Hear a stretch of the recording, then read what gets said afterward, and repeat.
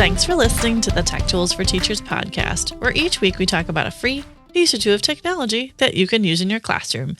I'm your host, Shanna Martin. I'm a middle school teacher, technology, and instructional coach from my district. And I'm her producer and husband, Fuzz Martin, and I'm just working to put this show on the map. Oh, clever. Yeah. Cute. We're on the 135th episode of the Tech Tools for Teachers podcast. Just got back from Slate. Yeah, how was Slate? Some quality time with other teachers and technology. It was fun.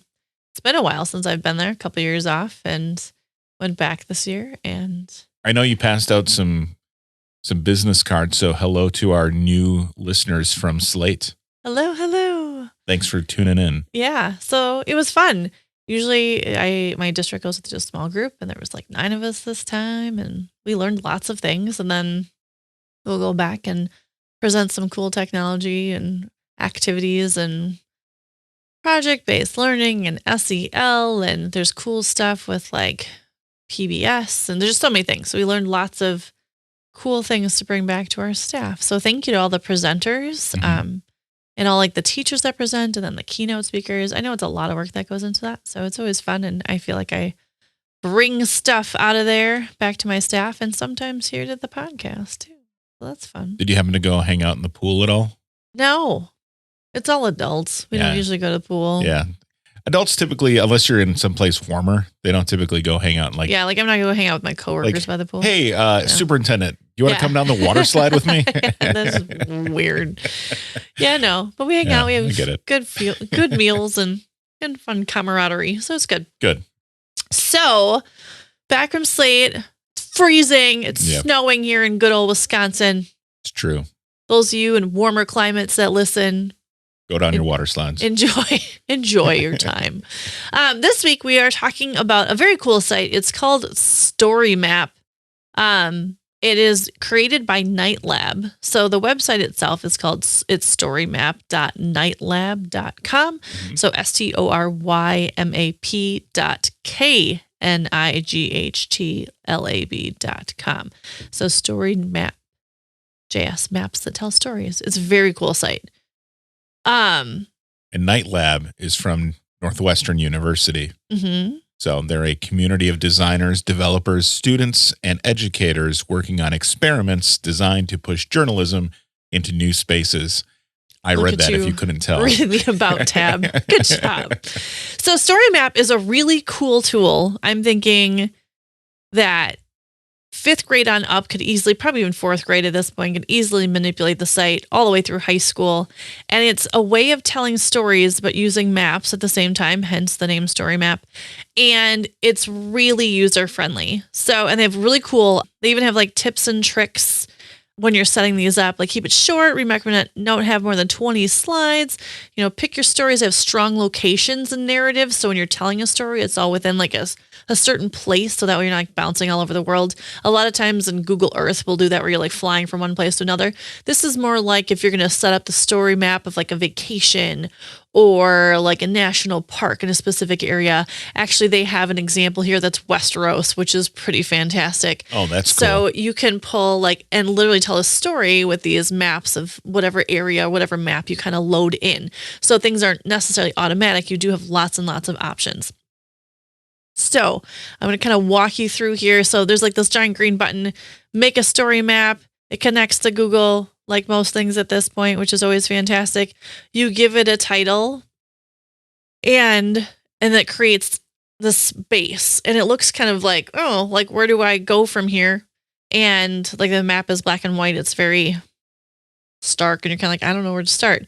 What's nice is you have the choice to choose your media. So you can select if you're going to drop in media from a URL or if you're going to upload an image. So this is like your title page.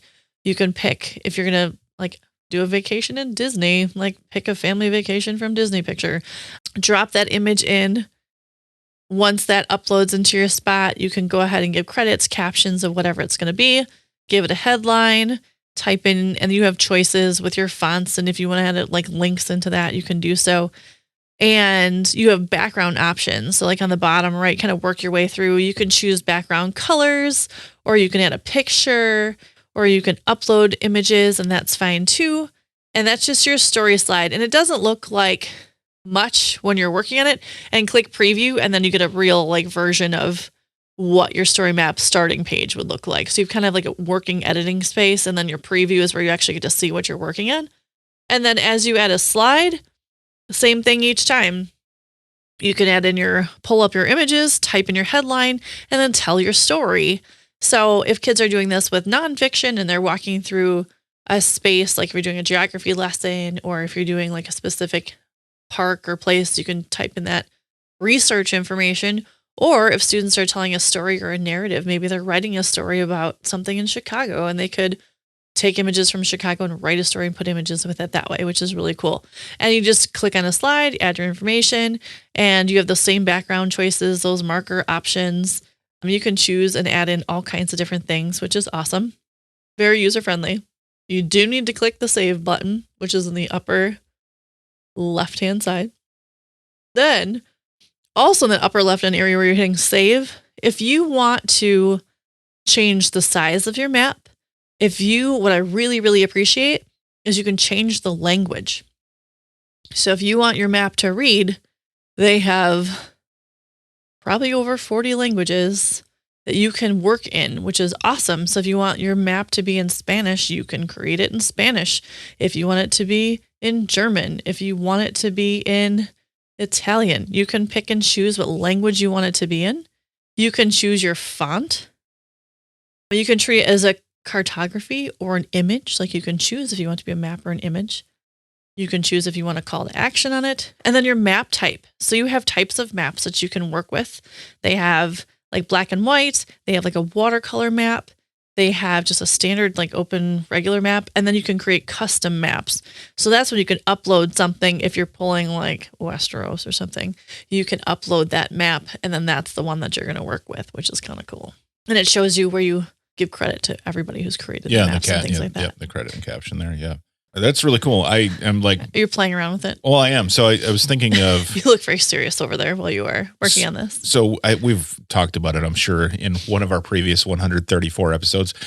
But I am the president of the Wisconsin 9/11 Memorial. Mm-hmm. And a part of our lesson planning is to, help create a story of how the steel got from the World Trade Center to Wisconsin. Mm-hmm. And just thinking like this would be a perfect visual for kids to show how the steel got from the World Trade Center and the journey that it took in order to get to where it's positioned today.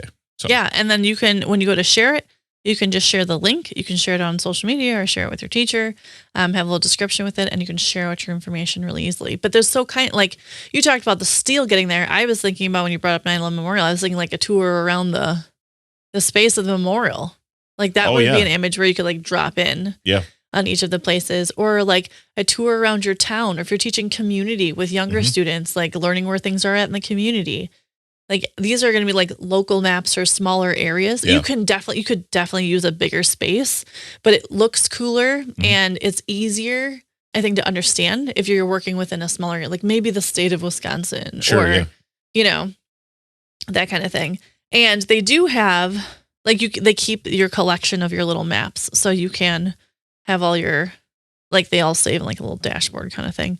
But what's also nice is that they have example maps too. So if you're like, I don't know where to start, on their homepage, they have all kinds of cool pre-created maps. So you can say, this is how far you can take this project. So you can do really simple where you just have images dropped on a map with the story being told and images added, and you flip through the slides, or you can make it way in depth and more detailed and things like that, which is pretty cool. Yeah, that's very cool. And then it just flips through. So once it's all loaded in, you hit preview and you can just check, and like any kind of slideshow, there's a little arrow and you just arrow from slide to slide, and it has your descriptions and your images. And then you can click the share button on the right-hand side and share it out with whoever you would like to share your cool story map with. Love it. So that is StoryMap. I thought it was a really cool find. And also I'll probably end up talking about this one, not just StoryMap, but I'll talk about the Night Lab probably several times over, because there's all kinds of cool projects that they have started and like different ways that you can create and interact. And I think it's a really neat setup that they have. So, yeah, it's really cool. It's the tool itself is wonderful. Yeah. So StoryMap, check it out. It's storymap.nightlab.com. Again, many, many content areas and many age levels can use this one. And it's really user-friendly and not super complicated. As long as you can type and upload images, you can make a pretty cool story out of the whole thing. Yeah, there's so many possibilities. What a cool tool, Shannon. Good work. It's a cool tool. Cool tools for schools. Wow. Yeah, well, I'm, to be honest, I'm way surprised that's the first time I've ever said that on the show. That is true. But anyway. But here we are. On that note, so thanks for tuning in. This has been the Tech Tools for Teachers podcast. If you ever have any questions, you can find me on Twitter @SmartNWI. And if you want to get more information on the links and technology discussed in this episode, you can visit smartnwi.com. If you'd like to support the show, please consider buying me a coffee or two. Visit buymeacoffee.com/smartnwi or visit smartnwi.com and click on that cute little purple coffee cup. Your donations help keep this show going. New episodes each week. Thanks for listening. Go educate and innovate. The ideas and opinions expressed on this podcast and the Smart NWI website are those of the author, Shannon Martin, and not of her employer. Prior to using any of the technologies discussed on this episode, please consult with your employer regulations. This podcast offers no guarantee that these tools will work for you as described, but we hope they do.